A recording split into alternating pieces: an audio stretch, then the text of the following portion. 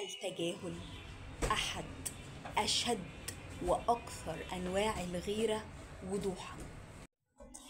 الشخص اللي بيتعمد ان هو يتجاهلك، بيتعمد انه يعمل نفسه مش شايفك، بيتعمد انه ما يردش على كومنت بتاعك، بيتعمد انه ما يعملش لايك على بوست عندك، ده اكتر واحد غيران منك.